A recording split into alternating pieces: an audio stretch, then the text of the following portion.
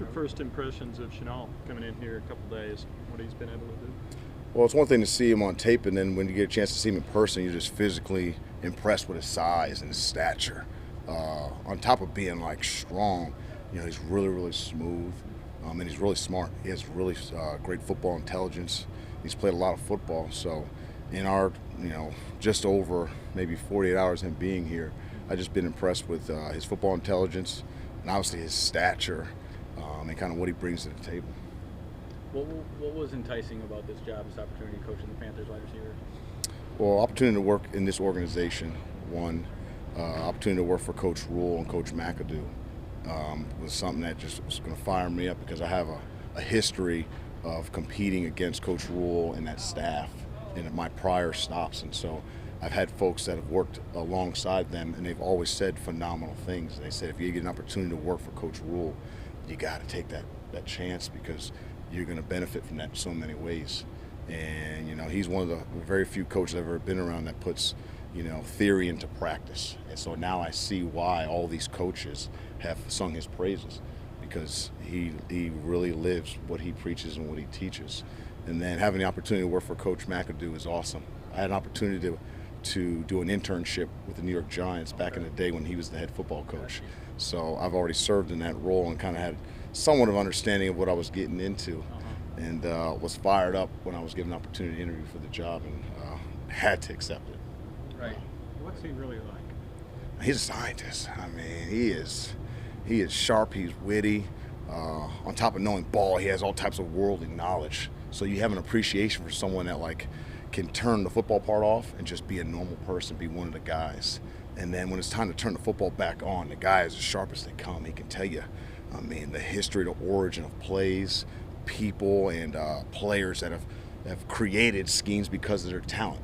There's not a lot of guys that have that knowledge and that wisdom, in this game still coaching. So to have that opportunity, I had to take advantage of that. Robbie Anderson's a guy that had a down year last year. You had a chance to see what went into his down year last year. What is he going to need to do to get back on track this year and be the player that we all think he can be? Yeah, I can't say too much about what went on last year and his productivity. I just know with his talent and his skill sets, he's capable of achieving all types of numbers. There's no doubt about that. What we're going to continue to do with him is to develop his talent and put him in positions to be successful. But I can't speak on any of the things that took place last year with him. Do you see anything that he needs to work on this year to regain that? Just to continue to get better? I wouldn't say he has anything necessarily that he needs to work on to improve that stature. He's an elite athlete. He's just got to be put in those situations to make plays, and he will make those plays. So, no, I really don't see anything there. Joe, is there a difference in coaching some of the young guys? Rhule said something the other day about you developing some of the rookies like Wright. Is there a difference in coaching guys like that versus a DJ Moore? Well, coaching's coaching. I don't think that necessarily changes on on the athlete. I think more so your approach to understanding how they learn. I think that's what us as coaches that we probably going to pride ourselves more on is our ability to identify how they best learn, what their best practice methods are of learning something, and then your teaching is applied through their best learning measures. So with the younger guys, once I developed a really good relationship with them and find out how they tick, then everything that I institute with them privately is according to how they've demonstrated their ability to recall the information. So whether that's a new guy or an old guy, once I have a good rapport and understand what their learning tactics are, then I try to inject my coaching and teaching via that method. When you're constructing a receiver room, is it good to have a variety? In other words, like a speed guy, physical guy, possession guy. How do you view the best way to build a receiver room where a quarterback has many different options? Yeah, certainly. I think how Coach Rhule and Scott kind of put this roster together with specifics to the room is guys got to be able to run, they got to be able to catch, they got to be able to sink and bend, transition, and they got to have position flexibility. You can't be a one-trick pony in this system. You got to be able to live on the outside and on the inside. So in our coaching and teaching methods, it's all about training guys according to their skill sets and what they're able to do on how to operate in both the slot and outside. So some people, they create their systems off of inside guys and outside guys. Our guys play all positions, and they learn how to be efficient at each one of those. Go back to Coach McAdoo. You were with him in New enjoyed being leader up there. It's a few weeks off and you go to New York. What do you think it means to him to go back? I don't know. I'm sure he'd be excited. I can't speak for him, but I imagine he'd be excited having an opportunity to go back to New York and compete. I imagine that's something that he's looking forward to. But I can't speak to personal knowledge on what his thoughts will be. Everybody talks about Mayfield having an edge. Does McAdoo have an edge? Oh yeah. He certainly has an edge. I have yet to see him at any point in time, my time being here or when I did my internships there in New York with him, where he didn't have any juice, any energy, where he was gassed. Never. The man is the same guy at 5 o'clock in the morning when he's in the gym working out, doing squats and bench and all that, as he is at 11 o'clock or 12 o'clock when we leave the facility. Like, he is that same guy all the time. He's always got an edge. He's always fired up. He's always dialed in.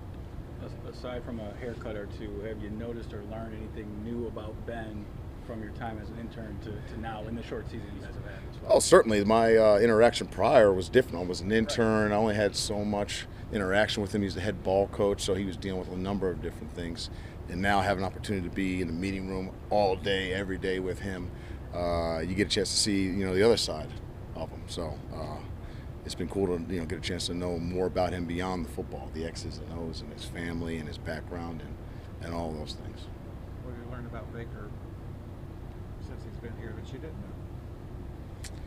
know? Well, I always knew he had a unique personality. He was a competitor, but the things that you don't always get a chance to see, because television doesn't give you the opportunity to always see those things, is how much of a worker he is, how hard he prepares.